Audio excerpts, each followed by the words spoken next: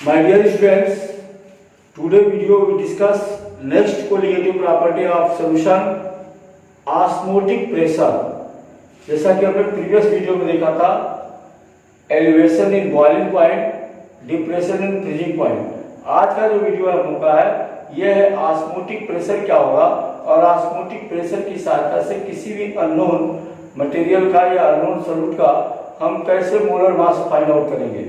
तो सबसे पहले तो ये हम समझें कि ऑस्मोटिक प्रेशर या ऑस्मोसिस होता क्या है।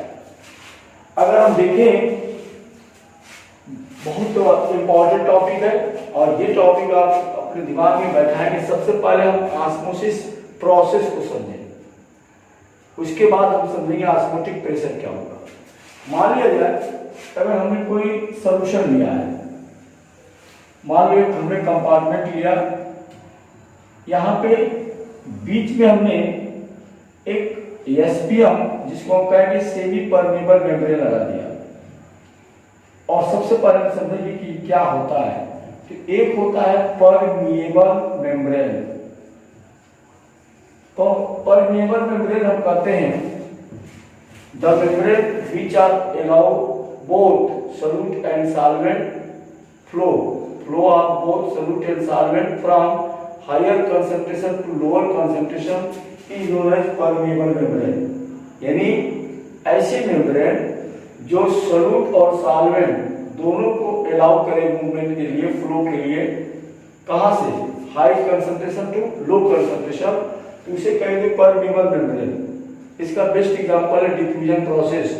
डिफ्यूजन में क्या होता है, movement of solid particle from higher concentration to lower concentration, और वो जो मेम्ब्रेन है उसको हम परमेबल कहेंगे। लेकिन एक मेम्ब्रेन होता है सेमी परमेबल मेम्ब्रेन जिसको हम शार्ट में एसपीएम कहते हैं, semi permeable membrane. Semi permeable membrane are those membrane which are only allow to flow of only solvent molecule from lower concentration to higher concentration. थोड़ा यहाँ पे आप अपने दिमाग में ये डालेंगे कि अगर मान लो दो सॉल्यूशन है, एक सॉल्यूशन में अगर पानी की मात्रा कम है तो उसके लिए क्या होगा, डाइल्यूट कंसंट्रेट होगा, और जहां पानी की मात्रा ज्यादा है पानी के लिए क्या होगा, कंसंट्रेट होगा। तो फ्लो किधर से किधर होगा, जहां पे पानी की मात्रा ज्यादा होगी वहां से कम वाले में आएगा। यानी the flow of solvent from lower concentration that is diluted solution to concentrate solution is known as osmosis. और उस प्रक्रिया में एसपीएम यूज होगा। तो हम देखें कि SPM semi permeable membrane are those membrane by which flow of solvent molecule from higher lower concentration to higher concentration. मान लो लोअर जो है जहां सॉल्वेंट की मात्रा ज्यादा है और हायर जहां सॉल्वेंट की मात्रा कम है, तो the flow of solvent molecule from lower to higher concentration of solution through semi permeable membrane is known as osmosis.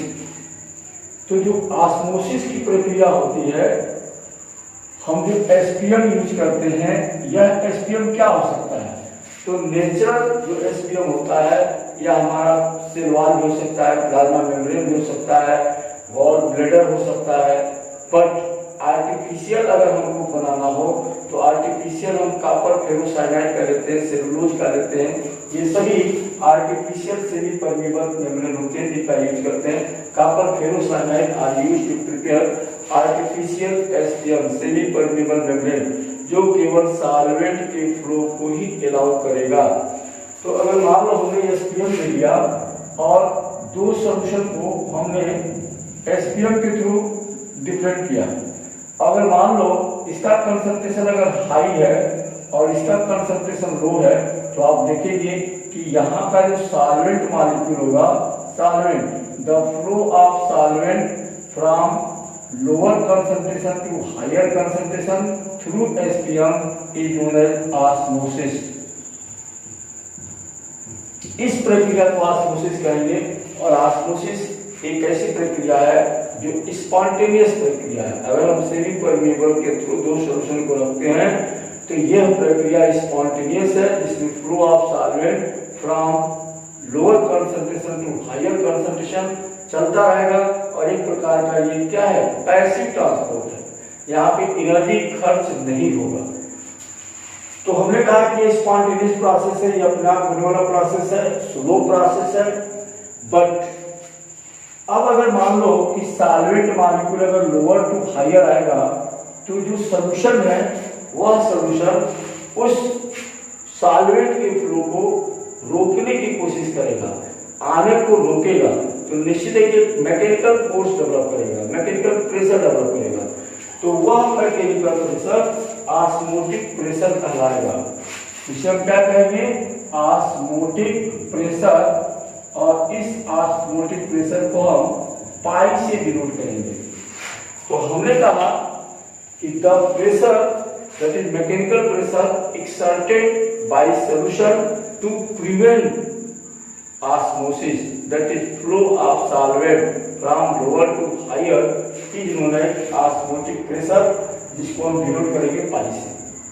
तो हमने दो चीज देखा, एक हमने देखा ऑस्मोसिस, हमने कहा osmosis a process that is a spontaneous process in which flow of solvent molecule from lower concentration to higher concentration through semi permeable membrane is termed as osmosis, and the mechanical pressure which are exerted to prevent the process of osmosis is known as osmotic pressure, जिसको हम पाई से denote करेंगे। हमने देखा कि जो osmotic pressure pi होता है, अब यहाँ थोड़ा हम एक चीज और देखेंगे, कई बार हमसे एमसीक्यू में पूछा जाता है। मान लो अगर आपने दो सॉल्यूशन लिया है, सॉल्यूशन ए एंड बी, अगर दोनों सॉल्यूशन का कंसंट्रेशन सेम हो तो निश्चित है कि उसका ऑस्मोटिक प्रेशर सेम होगा। तो ऐसे सॉल्यूशन को हम कहेंगे आइसोटोनिक सॉल्यूशन। हमसे पूछेगा कि आइसोटोनिक सॉल्यूशन किसे कहेंगे, तो आइसोटोनिक सॉल्यूशन आर दो सॉल्यूशन विद बोथ है सेम ऑस्मोटिक प्रेशर। यानी अगर इसका वैल्यू पाई ए है तो पाई ए इक्वल टू पाई बी, तो ऐसे सॉल्यूशन को कहा जाएगा आइसोटोनिक सॉल्यूशन। और याद रखेंगे कि जिसका ऑस्मोटिक प्रेशर सेम है, इसका मतलब क्योंकि ऑस्मोटिक प्रेशर कंसंट्रेशन के डायरेक्टली प्रोपोर्शनल होती है, इसका मतलब इसका कंसंट्रेशन भी सेम होगा, that is Ca equal to Cb, या ये कहो Na इक्वल टू Nb। कई बार एमसीक्यू में इसके ऊपर काफी इंपॉर्टेंट न्यूमेरिकल आता है। Na क्या हो गया, weight of A upon molar mass of A equal to weight of B upon molar mass of B। तो ये काफी इंपॉर्टेंट डेरिवेशन है आइसोटोनिक सॉल्यूशन के लिए। In case of isotonic, weight of one यानी weight of component A upon molar mass of component A equal to weight of component B and molar mass of component B। अब यहाँ पे हमसे numerical भी पूछा जा सकता है, इस चार फैक्टर में से कोई तीन देगा और चौथा अननोन करेगा, जिसे हमको फाइंड आउट करना होगा। हम इस पर न्यूमेरिकल करेंगे। जैसे हमसे पूछेगा, कोई सॉल्यूशन लेगा, उसमें कहेगा कि बोथ सॉल्यूशन आर आइसोटोनिक, और वो दोनों जो सॉल्यूशन आइसोटोनिक है उसमें एक का मोलर मास दिया रहेगा, एक का वेट दिया रहेगा, दूसरे का मोलर मास आपको निकालना होगा जबकि उसका वेट दिया रहेगा। ऐसे न्यूमेरिकल इससे रिलेटेड आएंगे जो आइसोटोनिक सॉल्यूशन है। अगर मान लो pi A is more than pi B, तो ये कहलाएगा हाइपरटोनिक सॉल्यूशन और ये कहलाएगा हाइपोटोनिक सॉल्यूशन। तो तीन चीजें हम याद रखेंगे कि on the basis of osmotic pressure solution are termed as isotonic solution, hypertonic solution and hypotonic solution. Isotonic solution कैसे कहोगे, the solution having same osmotic pressure, hypertonic the solution having more osmotic pressure, hypotonic the solution है less osmotic pressure. अगर दो solution है और दोनों को अगर हम कंपेयर कर रहे हैं और वो दोनों आइसोटोनिक हैं, तो ऐसी स्थिति में उन दोनों का कंसंट्रेशन क्या रहेगा, सेम रहेगा। और ऐसी स्थिति में ये रिलेशन आप याद रखोगे कि फॉर वो solution Na equal to Nb या WA/Ma इक्वल टू WB/Nb, और इससे रिलेटेड हमको न्यूमेरिकल प्रॉब्लम पूछे जा सकते हैं। अब हम लोग चलते हैं इस डेरिवेशन पे कि हम कैसे डेरिवेशन करेंगे अगर हमको ऑस्मोटिक प्रेशर का रिलेशन सॉल्यूट के मोलर मास या कंसंट्रेशन से करना हो। तो हमने देखा कि ऑस्मोटिक प्रेशर पाई ये डायरेक्टली प्रोपोर्शनल होता है कंसंट्रेशन के, कंसंट्रेशन ऑफ सॉल्यूशन, या हम कह सकते हैं पाई इक्वल टू CRT, जहां C कंसंट्रेशन है, R गैस कांस्टेंट है और T एब्सोल्यूट टेंपरेचर है इनके लिए। हमें मालूम है कि कंसंट्रेशन C ये बराबर होता है 1/V के, ठीक है। तो हम ये कह सकते हैं या कंसंट्रेशन C ये आपका बराबर होगा मोल/वॉल्यूम, ये कंसंट्रेशन होता है। तो put the value of C in this equation, तो हम लिख सकते हैं pi equal to N/V RT या pi into V equal to nRT, जहां n नंबर ऑफ मोल है और हमें मालूम है कि n इक्वल टू W/M होता है। तो हम कह सकते हैं कि pi into V equal to W/M RT, ये हमारा रिलेशन मिला। और इस रिलेशन की सहायता से हम this is the relation between osmotic pressure and molar mass of solute, इस इक्वेशन की सहायता से हम न्यूमेरिकल कर सकते हैं, जहां m molar mass of solute है, अगर हमको न्यूमेरिकल दिया जाए सॉल्यूशन का वॉल्यूम हो, ऑस्मोटिक प्रेशर कैलकुलेट करना हो, वेट और मोलर मास मालूम हो, T हो, तो हम इजीली उसका ऑस्मोटिक प्रेशर कैलकुलेट कर सकते हैं। या ऑस्मोटिक प्रेशर दिया हो, अननोन मटेरियल है, तो उसका मोलर मास भी हम इसको कैलकुलेट कर सकते हैं। अब हम देखेंगे इसके ऊपर एक न्यूमेरिकल, मान लो हमें अगर दे रहा है एक न्यूमेरिकल देखेंगे ऑस्मोटिक प्रेशर से रिलेटेड। अगर हमें कहेगा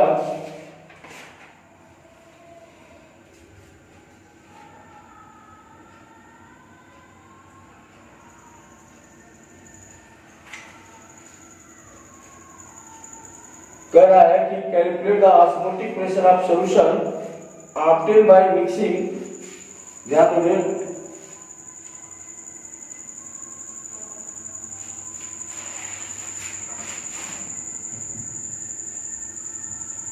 calculate the osmotic pressure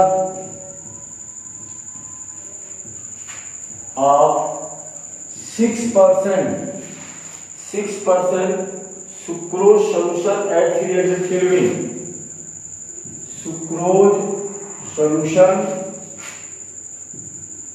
at 300 kelvin. R की वैल्यू आपको देगा न्यूमेरिकल में, आर की वैल्यू दे रहा है 8.314 जूल केल्विन इनवर्स, और आपको यह भी दिया हुआ है calculate the osmotic pressure of 6% sucrose solution at 300 kelvin, R की वैल्यू दिया है। और हमें इसका जो है ऑस्मोटिक प्रेशर को कैलकुलेट करना है। अब ऑस्मोटिक प्रेशर को कैसे हम कैलकुलेट करेंगे, निश्चित है कि यहाँ पे परसेंटेज दे रहा है, तो परसेंटेज दे रहा है, इसका मतलब सॉल्यूशन का वॉल्यूम क्या होगा, निश्चित है वेट ऑफ सॉल्यूट, जिसे आप W कहेंगे 6%। 6% का मतलब क्या होगा, क्योंकि परसेंटेज 100 में, तो 6% दैट इज 6 ग्राम हो गया। मोलर मास अगर देखेंगे तो मोलर मास ऑफ सुक्रोज है, जिसका फार्मूला आपका होगा C12H22O11। निश्चित है कि अगर इसका मोलर मास आप निकालते हैं तो C 12 है, तो 12 × 12 प्लस 22 × 1 प्लस 16 × 11, और इसे आप कैलकुलेट करते हैं तो ये हो जाएगा 144 प्लस 22 प्लस 160 और 176, जिसको जोड़ेंगे 342 आएगा मोलर मास। अब 342 हमारा मोलर मास आ गया। वॉल्यूम निकालोगे तो वॉल्यूम ऑफ सॉल्यूशन, क्योंकि 100% आपने 100 में देखा है तो 100 है। अगर 100 है तो निश्चित है कि 100 को आपको लीटर में लेना है, तो 100 ml या 100 ग्राम, तो निश्चित है कि इसको अगर लीटर में बदलोगे तो 100 divided by 1000 that is 0.1 litre. अब हमको ऑस्मोटिक प्रेशर निकालना। हमने पढ़ा है कि pi into V equal to W upon M into R into T, या ये कह सकते हैं pi equal to W R T upon M into V. W कितना दे रहा है 6, एम कितना दे रहा है 342, आर है 8.314, टी आपको दे रहा है 300 केल्विन और भी आपका आ गया 0.1।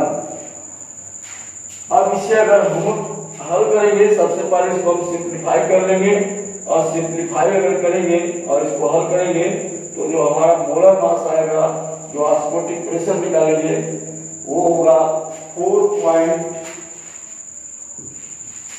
ऑस्मोटिक प्रेशर आपका आएगा 4.374 इंटू 10⁵ न्यूटन मीटर स्क्वायर। ये हमारा ऑस्मोटिक प्रेशर आएगा अगर आप इसको सॉल्व करते हैं। तो आपने देखा कि अगर हमको जो भी न्यूमेरिकल दिया जाए उस न्यूमेरिकल को सबसे पहले हमको रीड करना है कि हमें क्या दे रहा है, क्या गिवन है और क्या हमें कैलकुलेट करना है। जो भी गिवन है आप उसको लिख लोगे। आपके पास फार्मूला है, फार्मूला हमने बताया आपको भी लीटर में यूज करना है। आर की वैल्यू को देगा, आर 8.314 है। अगर मान लो लीटर, कभी कभी आर की वैल्यू हम 0.0834 भी लेते हैं जब वो लीटर एटीएम में रहता है। यहाँ पे अगर दे रहा है तो न्यूटन मीटर -2 होगा, और यहाँ पे आर की वैल्यू आपको 8.314 दिया हुआ है। 6% का मतलब 6 ग्राम हो गया। मोलर मास आप निकालेंगे, इसका निकल जाएगा। तो आप ये फार्मूला याद रखेंगे। चलते हैं हम लोग। मान लो अगर हमें कभी कभी पूछ देता है कि रिवर्स ऑस्मोसिस क्या होता है। हमने सुना है, अभी हमने देखा कि ऑस्मोसिस का मतलब होता है flow of solvent molecule from lower concentration of solution to higher concentration, या ऑस्मोसिस होगा। हमसे पूछा है रिवर्स ऑस्मोसिस कि रिवर्स ऑस्मोसिस क्या होगा। हालांकि इसको हम डीसैलिनेशन के भी नाम से जानते हैं। Why they are called desalination, क्योंकि इसका उपयोग हम मेराइन वाटर को या सी वाटर को ड्रिंकिंग वाटर के रूप में बदलने में यूज करते हैं। हम करते क्या है, मान लो हमने एक ऐसा टैंक ले लिया, इस टैंक में मान लो हमने 2 कंपार्टमेंट ले लिया, यहाँ हमने एसपीएम लगा दिया। मान लो यहाँ पे हमने लिया है सी वाटर और यहाँ पे लिया हमने फ्रेश वाटर, या इसको हम फ्रेश वाटर कहें या ड्रिंकिंग वाटर कहें। अब आप देखोगे कि ये अगर एसपीएम है तो सॉल्वेंट का मूव हमेशा किधर होगा, यहाँ से यहाँ होगा। अगर ऐसा मूवमेंट हो रहा है तो ये ऑस्मोसिस कहलाएगा। लेकिन हमको सी वाटर को ड्रिंकिंग वाटर में कन्वर्ट करना है, तो हम क्या करेंगे कि वैक्यूम प्रेशर का यूज करेंगे। हम इसको इस तरीके से प्रेशराइज करेंगे कि ये वैक्यूम पंप की सहायता से कि यहाँ का जो सॉल्वेंट है, ये solvent through semi permeable fresh water में आने लगे। क्योंकि अब यहाँ क्या हो रहा है, इस प्रक्रिया में आप देख रहे हो कि movement of solvent molecule from concentrated solution to from high concentration to low concentration, इसीलिए इस टर्म को हम रिवर्स ऑस्मोसिस के नाम से जानते हैं। ये सिस्टम या एक तो यह जो प्रयोग है सबसे पहले 1990 लेटेस्ट बिल्कुल कैलिफोर्निया में सबसे पहले इसको किया गया, और आज हम इस मेथड का प्रयोग करके काफी मात्रा में जो सी वाटर है उसको ड्रिंकिंग वाटर के रूप में कन्वर्ट कर रहे हैं। तो हमसे पूछ दिया जाए कि रिवर्स ऑस्मोसिस तो कहोगे कि डिसैलिनेशन या flow of solvent molecule from higher concentration to lower concentration is termed as reverse osmosis, क्योंकि ये जो प्रक्रिया होगा नॉन स्पॉन्टेनियस होगा। यही अंतर है ऑस्मोसिस और रिवर्स ऑस्मोसिस में। ऑस्मोसिस स्पॉन्टेनियस प्रोसेस होगा, जबकि नॉन स्पॉन्टेनियस प्रोसेस आपका रिवर्स ऑस्मोसिस होगा। इसमें आपको ऑस्मोटिक प्रेशर क्रिएट करना है वैक्यूम की सहायता से। अब हम लोग देखते हैं एक और इसमें पॉइंट है इस लेसन का जो आप लोगों को जानना है, हालांकि वो आपके सिलेबस से रिलेटेड हो चुका है, लेकिन फिर भी हम जाने वांट हाफ फैक्टर क्या होता है। तो अगर हम किसी भी सॉल्यूट को सॉल्वेंट में डालते हैं तो हमने देखा है कि तीन बातें हो सकती हैं। या तो सॉल्यूट क्लियर केवल भूल जाए सॉल्वेंट के अंदर, या अगर हम इलेक्ट्रोलाइट डालते हैं तो निश्चित है कि वो जाकर के आयंस में टूट जाता है। अगर वो आयंस में टूट गया तो उसको हम डिसोसिएशन कहेंगे। निश्चित है, जैसे आपने डाला NaCl, आपने डाला N मोल, लेकिन टूटने के बाद ये बन गया Na plus Cl minus that is 2N। तो निश्चित है कि अगर डिसोसिएशन हुआ, और हमने देखा है कि जो भी कोलिगेटिव प्रॉपर्टी होती है, कोलिगेटिव प्रॉपर्टी ये डायरेक्टली प्रोपोर्शनल होती है नंबर ऑफ मोल के, number of mole of solute. और ये आपने देखा होगा कि मोलर मास डिवाइडेड में है मोलर मास। तो अगर आपने कोई भी मटेरियल, अगर आपने इलेक्ट्रोलाइट लिया है तो निश्चित है कि वो सॉल्वेंट में जाकर डिसोसिएट होगा। डिसोसिएट होगा तो number of mole of solute increase करेंगे, तो जो कोलिगेटिव प्रॉपर्टी आएगी ये इंक्रीज आएगी, और एक्चुअल जो मोलर मास आएगा वो डिक्रीज आएगा। तो अगर सॉल्यूशन में कोई मटेरियल डिसोसिएट हो रहा है, उस समय जो आपकी कैलकुलेटेड वैल्यू आएगी वो एबनॉर्मल आएगी, और जो मोलर मास आएगा वो भी आपका एबनॉर्मल आएगा। इसको कहेंगे abnormal molar mass. In case of dissociation the molar mass of solute become abnormal. कैसे? ये कम आएगा फ्रॉम एक्चुअल वैल्यू। क्यों कम आएगा? क्योंकि कोलिगेटिव प्रॉपर्टी नंबर ऑफ मोल के डायरेक्टली प्रोपोर्शनल होगी। मोल बढ़ेगा तो ये बढ़ जाएगा, और जब ये बढ़ेगा तो ये वैल्यू क्या आएगी? डिक्रीज होकर आएगी, कम होकर आएगी। लेकिन अगर मान लो कि डिसोसिएशन के जगह पे एसोसिएशन हो रहा है तो क्या होगा? एसोसिएशन जैसे मान लो कि कुछ कंपाउंड ऐसे होते हैं जो सॉल्वेंट में जाने के बाद डाइमराइज हो जाते हैं।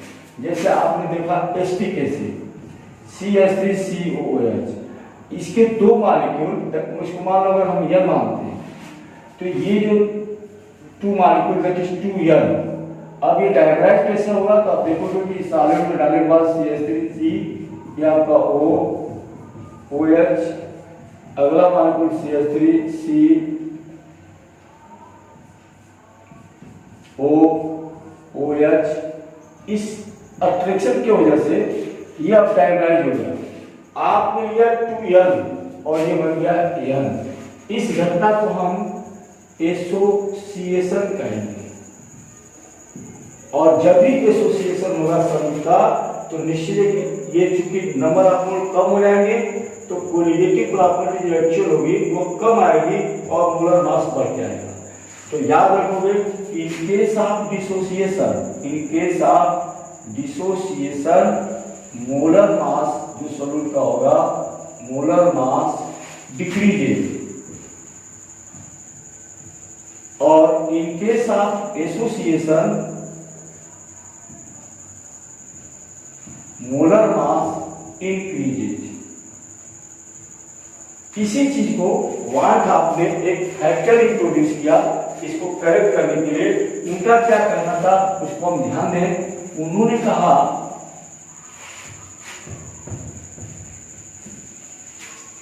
कि जो आई होता है, that is what of factor I, ये बराबर होता है कैलकुलेटेड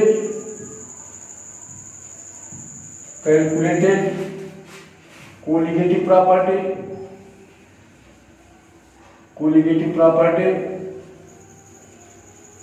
अपॉन ऑब्जर्व्ड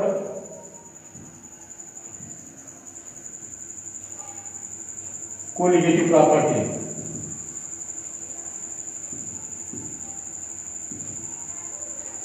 अगर I की वैल्यू 1 है, इसका मतलब सॉल्यूट न तो डिसोसिएट हुआ है न ही एसोसिएट हुआ है। लेकिन अगर I की वैल्यू हो सकता है कि मोर देन 1 हो जाए या लेस देन 1 हो जाए। अगर I की वैल्यू मोर देन 1 हो गया, इसका मतलब कैलकुलेटेड कोलिगेटिव प्रॉपर्टी है, ऑब्जर्व कोलिगेटिव प्रॉपर्टी, दोनों में डिफरेंसेस है। यानी ऐसी स्थिति में जो ऑब्जर्व कोलिगेटिव प्रॉपर्टी ये कम आएगी, ज्यादा आएगा। तो निश्चित है कि अगर एसोसिएशन हुआ या डिसोसिएशन हुआ तो जो कोलिगेटिव प्रॉपर्टी हम कैलकुलेट करेंगे दोनों के, यानी ऑब्जर्व और कैलकुलेटेड बाय इक्वेशन, दोनों में अंतर आएगा। और अगर ये अंतर आएगा तो इस अंतर को दूर करने के लिए वांट आपने एक फैक्टर इंट्रोड्यूस किया जिसको आई फैक्टर कहेंगे।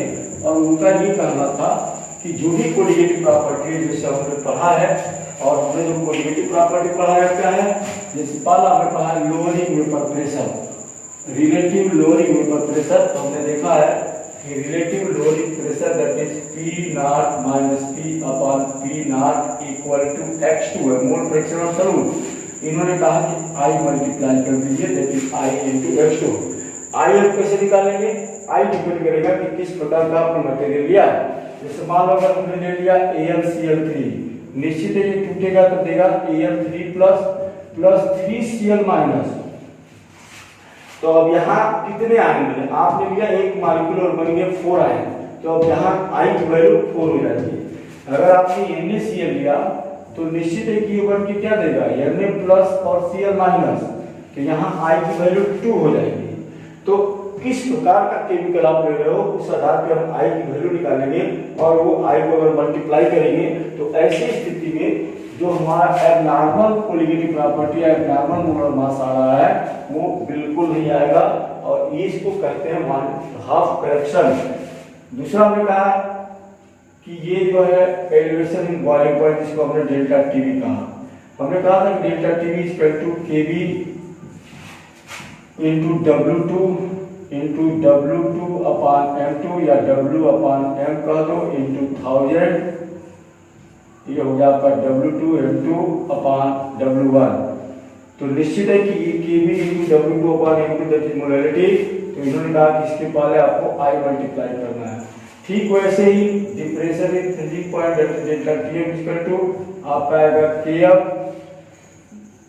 Into W2 upon M2 into 1000 upon W1। तो यहाँ भी आपको I मल्टीप्लाई करना है। ऑस्मोटिक प्रेशर अभी हमने पढ़ा कि पाई इक्वल टू CRT, इनका करना है, यहाँ भी आप मल्टीप्लाई करवाइए। तो इस तरीके से by multiply I factor we can cat the abnormal molar mass problem, यानी जो एबनॉर्मलिटी आ रही थी मोलर मास या कोलिगेटिव प्रॉपर्टी में, उसको दूर करने के लिए हमने want of factor I introduce किया। और ये वांट ऑफ फैक्टर डिपेंड करेगा कि किस प्रकार का आपने सॉल्यूट लिया है, वो सॉल्यूट सॉल्यूशन में जाने के बाद डिसोसिएट हो रहा है या एसोसिएट हो रहा है। तो आज के इस वीडियो में हम लोगों ने कोलिगेटिव प्रॉपर्टी जो भी 4 मेंशन थे आपके सिलेबस में इंस्लाइड थे वो हमने डिटेल पढ़ लिया, जिसमें हम पढ़े लोअरिंग वेपर प्रेशर, उसके बाद पढ़े एलिवेशन इन बॉइलिंग पॉइंट, उसके बाद पढ़े डिप्रेशन इन फ्रीजिंग पॉइंट, और लास्ट में हमने पढ़ा ऑस्मोसिस, ऑस्मोटिक प्रेशर और relation of osmotic pressure and molar mass of unknown solute. इसके बाद हमने रिवर्स ऑस्मोसिस देखा। उसके बाद हमने कहा कि कंसंट्रेशन के आधार पे या ऑस्मोटिक प्रेशर के आधार पे सॉल्यूशन को हमने 3 भागों में बांटा था, आइसोटोनिक, हाइपरटोनिक एंड हाइपोटोनिक। उससे रिलेटेड हमने आपको न्यूमेरिकल बताया कि आप याद रखेंगे कि आइसोटोनिक से रिलेटेड हमें न्यूमेरिकल MCQ में जरूर आएंगे। जैसे एक एग्जांपल बताते हैं, मान लो हमने कहा कि आइसोटोनिक सॉल्यूशन है तो C1 = C2, मान लो 2 सॉल्यूशन है, तो ऐसे ही π1 = π2 होगा। हमें मालूम है कि π1 = π2 है तो आइसोटोनिक है।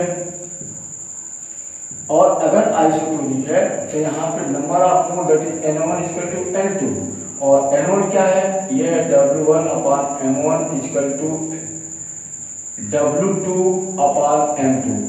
मान लो अगर हमको कह रहा है कि 10 gram glucose solution, 10 gram glucose solution isotonic with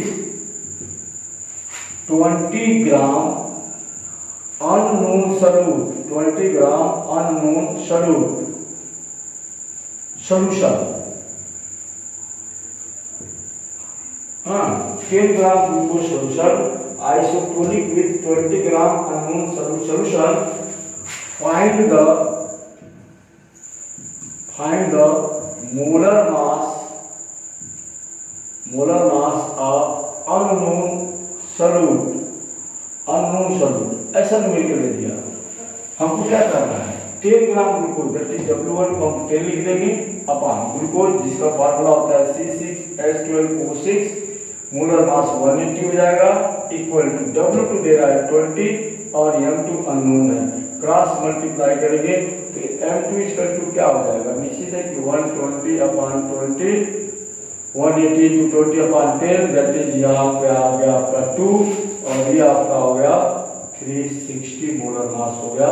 और इस तरीके से किसी भी अननोन सॉल्यूशन का अगर वो आइसोटोनिक है तो we can easily calculate their molar mass.